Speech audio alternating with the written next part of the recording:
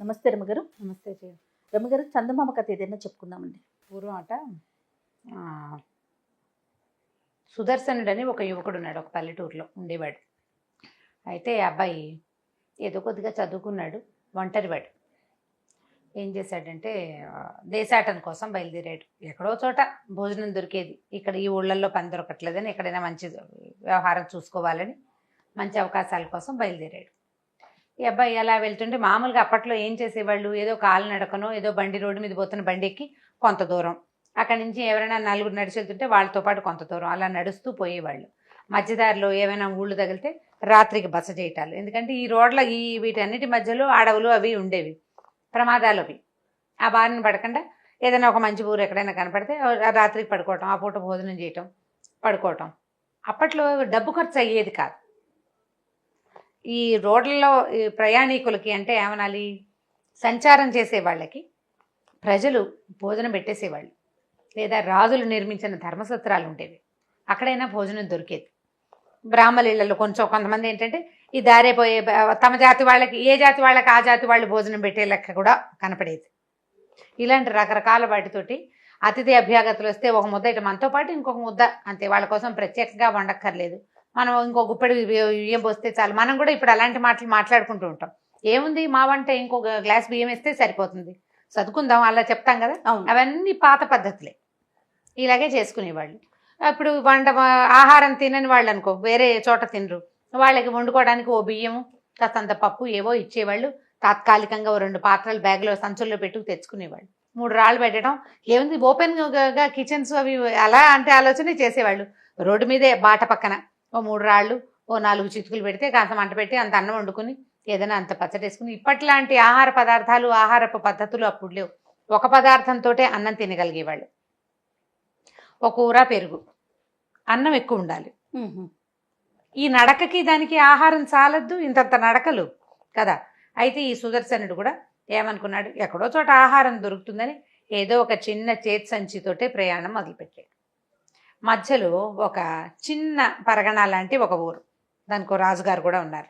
ఆ ఊర్లోకి వెళ్ళాడు. ఈ అబ్బాయి స్ఫురద్రూపి, పేరే సుదర్శనుడు, చూడడానికి బాగుంటాడు. ఆ పిల్లాడు చూడ చక్కగా ఉండటం వల్లే అతనికి ఆ పేరు పెట్టారనమాట.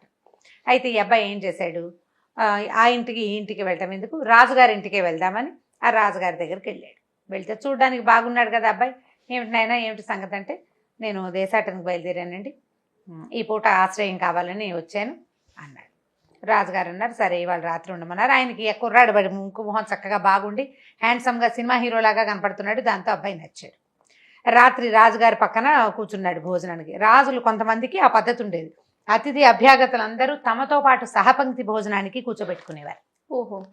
పంక్తి భోజనంలో వాళ్ళు వీళ్ళు చాలా మంది ఉన్నారు. ఈ కుర్రాడు కూడా కూర్చున్నాడు. రాణిగారికి మరీ నచ్చాడు. ఈ అబ్బాయిలు నచ్చటం అనే ప్రోగ్రాం ఎప్పుడు కుదురుతుంది, వీళ్ళకి పెళ్ళి ఆడపిల్లలు ఉంటే అబ్బో ఈ పిల్లాడు బాగున్నాడు, ఆ పిల్లాడు బాగున్నాడు అని చూస్తారు. ఎంత బాగున్నాడండి, ఎక్కడ ఎవరు ఏమిటని అడిగింది. అడిగితే ఏదో దేశాటనకు వచ్చాను అన్నాడు, ఇవాళ ఆశ్రయం, రేపు వెళ్ళిపోతాడు రేపు పొద్దున. అంటే కాదు ఉంచండి, ఏ రాజుగారి పిల్లాడు అయ్యి ఉంటాడండి, దేశాటనకు బయలుదేరాడంటే మామూలు వాడు ఎక్కడ ఆనందం దొరుకుతుందో అక్కడికి పోతాడు. రాజు పిల్లలైతే, ఇట్లా రాజుగారి అబ్బాయిలు అయితే ఏం చేసేవాళ్ళు, అప్పట్లో దేశాటన తిరిగి దేశంలో ఉన్న పరిస్థితులు అవి తెలుసుకుని పరిపాలనా సామర్థ్యాన్ని పెంచుకోవడానికి రకరకాల ప్రోగ్రాంలు ఉండేవి. ఈ అబ్బాయి ఖచ్చితంగా ఏదో రాజుగారి అబ్బాయి, చూడడానికి బాగున్నాడు, రాజు కొడుకో కాదో తెలుసుకోండి ముందు. అతను ఏం చెప్పలేదన్నాడు ఆయన. చెప్పకపోతే మనకు తెలివి లేదా, చూస్తూ ఉండండి అది. సరే భోజనం చేశారు. భోజనం చేసిన తర్వాత ఏం చేశారు, ఇతనికి ఒక పక్క ఏర్పరిచారు, ఫలానా గదిలో పడుకోమన్నారు. ఓ కుర్రాడిని బయట నుంచోబెట్టారు. ఒరే ఈయన ఎలా పడుకున్నాడో పడుకోవట్లేదో ఏం చేస్తున్నాడో రాత్రంతా కనిపెట్టుకుని ఉండు, నువ్వు నిద్రపోకుండా ఎక్కువసేపు మెలకుగా ఉండమని ఆ కుర్రాడికి సైనికుడికి పురమాయించారు. ఈ లోపల ఏమైంది, ఈయన పోయాడు లోపల గదిలోకి వెళ్ళాడు సుదర్శనుడు. ఇతను వచ్చే దారిలో ఏమైందంటే, ఓ బండి ఎక్కితే ఆ బండిలో తనతో పాటు ప్రయాణం చేసిన ముసలాయన ఓ అన్ని పచ్చి శనగలు చేతిలో పోసాడు తినటానికి. ఈ అబ్బాయి ఏం చేశాడు, అవి చొక్కా జేబులో పోసుకుంటాడు. అన్నీ తినలా, జేబులోనే ఉన్నాయి. మధ్యలో చెరుగడ్డలు కనబడ్డాయి, అవి తినేశాడు. నోరు కొట్టుకుపోయి ఇంకా శనగలు తినలా. ఈ మంచం మీద పడుకోబోయేసరికల్లా చొక్కాలో నుంచి శనగలన్నీ పడిపోయినాయి కింద. పడిపోయేసరికల్లా మరి శుభ్రంగా భోజనం పెట్టారు, ఓ రూము గదిలో పక్క గిక్క రెడీ చేసి పెడితే ఈ శనగలు పడితే అసహ్యంగా ఉంటుందని ఏం చేశాడు అతను, మెల్లిగా గదంతా పడ్డాయి, శనగలన్నీ ఏరాడు, పక్క దులుపుకున్నాడు.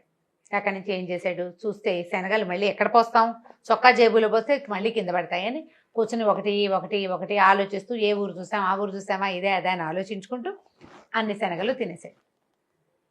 సరే బాగా ఇది 12 గంట అయిపోయింది, పడుకుని నిద్రపోయాడు. మరి పొద్దున్నే సైనికుడిని పిలిచారు. ఏరా రాత్రి ఆయన బాగా పడుకున్నాడు అంటే, లేదు ప్రభు తిరుగుతూనే ఉన్నాడు అటు ఇటు, పక్క కూడా 2 సార్లు దులిపి వేశాడండి, ఎప్పటికో పడుకున్నాడు, నాకు తర్వాత నిద్ర పట్టేసిందండి అన్నాడు. అంటే వాడు సుకుమారుడు, ఇది పిచ్చి పిచ్చి సామాన్యమైన పక్క మీద పడుకోడు అని ఫీల్ అయ్యారు వీళ్ళు. రాజుగారు అబ్బాయి మంచి పక్క కావాలి. సరే మర్నాడు భోజనాలకు ఏం చెప్పారంటే, పొద్దునే బాబాయ్ నువ్వు బయలుదేరద్దు, మా అమ్మాయి ఇందుమతి పుట్టినరోజు రేపు, పుట్టినరోజు వేడుకి ఉందు కానీ ఇంత దగ్గర చేసి వెళ్ళిపోతే బాగుండదు, 2 రోజులు మా ఇంట్లో ఉండన్నారు. ఇది కూడా బాగానే ఉంది. 2 రోజులు కాస్త అలసట తీరుతుంది కదా రాజుగారి ఇంట్లో. మధ్యాహ్నం 11 గంటలకో 12 గంటలకో రాజుగారి సాపంక్తిని భోజనం పెట్టారు. రాత్రి ఇతను బాగా అన్ని శనగలు తిన్నాడు, పొట్ట బరువు చేసేసింది అతనికి, ఉబ్బరంగా ఉండి అన్నం సరిగ్గా తినరా. ఈ రుచించట్లేదు ఈ అబ్బాయికి అనుకున్నారు. వీడు ముందు రోజు రాత్రి తినేశాడని అనుకోలే. ముందు రోజు రాత్రి ఎందుకు తినేశాడు, బాగా నడిచొచ్చాడు కాబట్టి తినేశాడు. ఇప్పుడు రాత్రి పడుకున్నట్టు అన్నం రుచించాలి అంటే ఇంకా మధురమైన పదార్థాలు కావాలి. రాజుగారి అబ్బాయి కాబట్టి సరిగ్గా తింటలేదని భావించారు.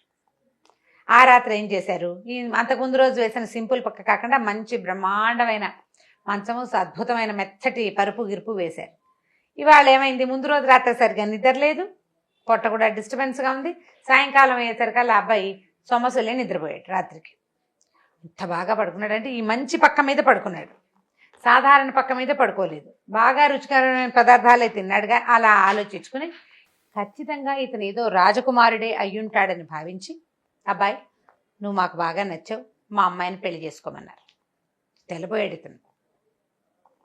తెల్లబోయి సరే బాగానే ఉంది కదా, మంచి అవకాశం, అమ్మాయి చూస్తే చక్కగా ఉంది, రాజుగారికి ఒక 3-4 చిన్న చిన్న ఊళ్ళు అవి ఉన్నాయి, పరగణ అంతా అయిందే, బాగా రాజ్యాంగంగా సాగుతుంది, హాయిగా పెళ్లి చేసుకుని వాళ్ళ ఇంట్లో ఉండిపోయాడు. కొద్ది రోజులు గడిచాక ఈ అమ్మాయి ఆ పిల్ల అడిగింది, భార్య ఏమండి చాలా బాగుంది, మీతో హాయిగా కాలక్షేపం చక్కగా జరుగుతుంది, సంతోషంగా ఉన్నాను, ఎన్నాళ్ళు మా పుట్టింట్లో ఉంటామండి, పదండి మీ రాజ్యానికి వెళ్దామంది. అనేసరికి నిర్ఘాంతపోయాడు. ఇప్పుడు ఏం చెయ్యాలి, ఏ రాజ్యానికి తీసుకెళ్తాడు, రాజ్యం ఏమిటి, నాకేం రాజ్యం లేదన్నాడు. అదేమిటి రాజ్యం లేకపోవటం, మేము బోల్డని పరీక్షలు పెట్టాం, మా మంత్రి బాగా తెలుసుకున్నాడు, మీరు ఏదో రాజకుమారుడని మాకు తెలుసు, పదండి ఎంత దూరమైనా పర్వాలా, నేను మీతో వచ్చేస్తా, ఇట్లా పుట్టింట్లో ఉండటం శోభగా ఉండదు, అత్తారింటికి వెళ్ళాలండి, మన రాజ్యానికి మనం వెళ్దాం, వీళ్ళ పద్ధతుల ప్రకారం మీరు ఉండాల్సిన పని ఉంది, మీరు ఇంత మంచివారు ఇంత చక్కటివాడు, ఇలా వీళ్ళు వేరే వాళ్ళ దగ్గర ఎందుకు ఉండాలి అనేసరికి అర్థం కాలేదు, ఏం చేయాలో తెలియలే. ఆ అమ్మాయి వెళ్ళిపోదామంటుంది. తీరా రాజుగారు కూడా పంపడానికి రెడీగా ఉన్నాడు. అయితే ఏమన్నాడు, నేను దేశాటం చేస్తూ వచ్చా, ఇప్పుడు దేశాటం చేసుకుంటూనే వెళ్ళాలంటే నువ్వు ఎక్కడికైనా తీసుకెళ్ళు, నీ భార్య నీ ఇష్టం అని ఆ పిల్లని ఇదంతా పంపేశారు. ఇక వీళ్ళు నడిచారు కొండలు గుట్టలు ఎన్ని ఊళ్ళో తిరిగారు,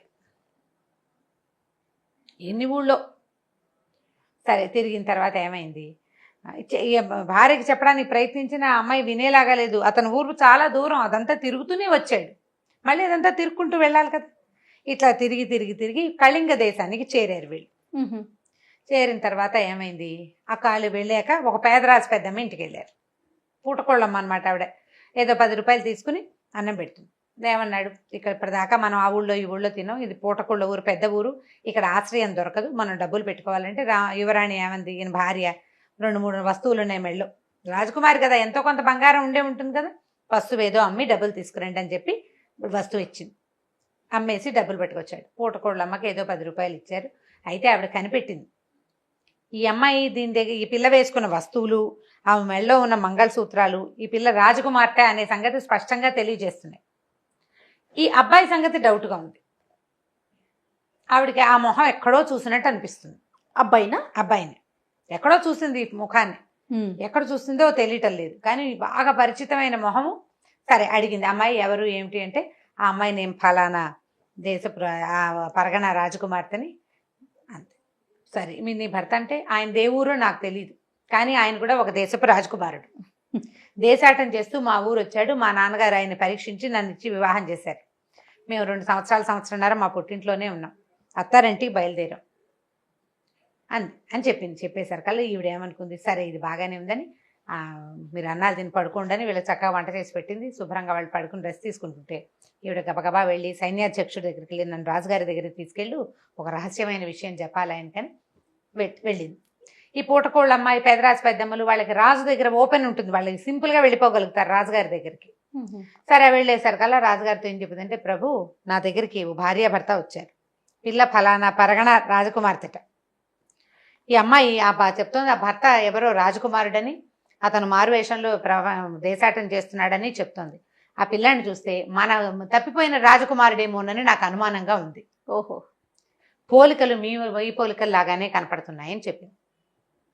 ఇంతకీ ఏమి ఈ పూటకోళ్ళు ఇంట్లో ఉన్నారు కదా, ఆ ఊళ్ళో ఆ అరుగు మీద కూర్చుంటే చుట్టుపక్కల వాళ్ళంతా అతన్ని చూసినట్టే, తెలిసిన వాడిని చూసినట్టే చూస్తున్నారు.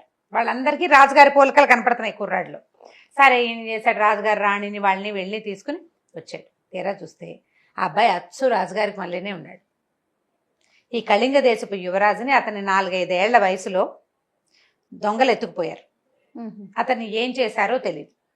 ఈ సుదర్శనుడు ఏం చెప్పాడంటే, నేను దేశపు రాజకుమారుని కాను, నేను ఫలానా పల్లెటూరులో పెరిగాను, నాకు ఊహ వచ్చినప్పటి నుంచి నేను ఒక మా కుటుంబంలో ఉండేవాడిని, వాళ్ళ ఇంట్లో ఏదో చదువుకున్నాను, వాళ్ళ పిల్లలతో పాటే నేను పెరిగాను, వాళ్ళ సొంత పిల్లాడిని నేను కానని వాళ్ళు చెప్పేవాళ్ళు, నాకు తెలుసు, ఏదో కొద్దిగా చదువుకున్నాను, నాది ఏదో నా గమ్యం ఏమిటో తెలియకుండానే నేను బయటకు వచ్చాను, వాళ్ళు నన్ను నమ్మి ఈ అమ్మాయి నుంచి పెళ్లి చేశారని ఓపెన్గా చెప్పేశాడు. అప్పుడు వీళ్ళు ఏమనుకున్నారంటే, ఈ రాజకుమారుణ్ణి తీసుకెళ్లిన దొంగలు ఎక్కడ వదిలిపెట్టారు. ఆ పిల్లాడు నడుస్తూనో లేదా ఏ బండో ఎక్కి ఆ పల్లెటూరికి చేరిపోయాడు. చూడ్డానికి అందంగా ముద్దుగా ఉన్నాడు పిల్లాడు. అందుకని సుదర్శనుడు అని పేరు పెట్టి ఏ కుటుంబం వాళ్ళు అతన్ని పెంచారు. వాళ్ళ పిల్లలు 10 మంది పిల్లలు ఉన్నప్పుడు 11వ వాడు బరువు కాదు కదా. ఆ పిల్లాడు వాళ్ళతో పాటు ఉన్న పిల్లలతో తిరుగుతుండేవాడు, తినేవాడు, వాళ్ళతో పాటు ఏదో బళ్ళోకి వెళ్ళి మేస్టర్ వచ్చి పాఠం చెప్తే అట్లా చదువుకున్నాడు. దాంతో ఈ రాజుగారికి రాణికి పిల్లాడు చాలా నచ్చాడు. చూస్తే పోలికలు మనమేగా కనపడుతున్నాయి. ఇంకా వాళ్ళ దగ్గర ఏవీ లేవు గుర్తులు, ఏ ఆధారాలు లేవు. లేకపోయినా కూడా ఆ పిల్లాడు అచ్చు రాజుగారి లాగానే ఉండటమే పెద్ద ఆధారం అనమాట. రెండోది అతనికి ఎవరు లేకపోవటం, ఫలానా ఊరని మాత్రం చెప్తున్నాడు. సరే ఆ ఊరు కబురు చేసి అంతా కనుక్కున్నారు. ఏదో రోడ్డు మీద దొరికిన పిల్లాన్ని తెచ్చుకుని వాళ్ళు పెంచుకున్నారని తెలిసింది. ఆ రాజుగారు వెంటనే ఏం చేశారు, ఈ అమ్మాయిని ఈ కుర్రాన్ని ఇంటికి తీసుకెళ్ళిపోయి యువరాజుగా ప్రకటించి తమ తర్వాత ఆ అబ్బాయిని రాజుని చేశారు. వాళ్ళకి కబురు చేశారు. వాళ్ళంతా రాజ్యంలో ఉన్న వాళ్ళ పరగణాలో ఉన్న జనంతా చంకలు గుద్దుకున్నారు. మనం ముందే తెలుసు మనకి ఈయన రాజకుమారుడని, ఇంత కళింగ దేశపు రాజకుమారుడికే మన అమ్మాయిని ఇచ్చి పెళ్లి చేశామని రాజుగారు రాణిగారు ఆనందించారు. మంత్రి నేనే కనిపెట్టానని మంత్రి ఆనందించాడు. ఇప్పుడు రోడ్డు మీద దొరికిన చివరికి అతని రాజ్యానికి అతను వెతుక్కుంటూ వెళ్ళిపోయాడు అనమాట. రాజ్యాన్వేషణ ఆ కథ పేరే అది. అతను తన కోసం సరిపడా ప్లేస్ కోసం వెతుక్కుంటున్నాడు. భార్యను తీసుకెళ్ళి ఏం చేయాలో తెలియదు. అయితే వీళ్ళు కొన్ని రోజుల పాటు నడిచి తిరిగేటప్పుడు అక్కడ రాజుగారింట్లో ఉన్నప్పటి స్నేహం కంటే ఈ నడకలో భర్త తన పట్ల చూపించిన ప్రీతి, తన కోసం చేసిన శ్రద్ధ, అవన్నీ దానివల్ల అమ్మాయి ఇంకా అటాచ్ అయిపోయింది. అతను రాజు కాకపోయినా అమ్మాయికి పెద్ద అభ్యంతరం ఏం లేదు, భర్తతో కలిసి ఉండాలనుకునేది. అనుకోకుండా అతను రాజుగా కూడా అయిపోయాడు. చివరికి ఈ దేశ దిమ్మరిగా ఉన్నవాడు కళింగ దేశపు రాజుగా స్థిరపడిపోయాడు. కథ కంచికి మనం ఇంటికి. చాలా బాగుంది రమ్మగారు. 2 ట్విస్టులు ఉన్నాయి. అదే, ఇంకొక స్టోరీతో మళ్ళీ కలుద్దాం. తప్పకుండా జయ. నమస్తే. ఈ వీడియో కనుక మీకు నచ్చినట్లయితే లైక్ చేయండి, షేర్ చేయండి. మరిన్ని వీడియోస్ కోసం మా ఛానల్ని సబ్స్క్రైబ్ చేసుకోండి.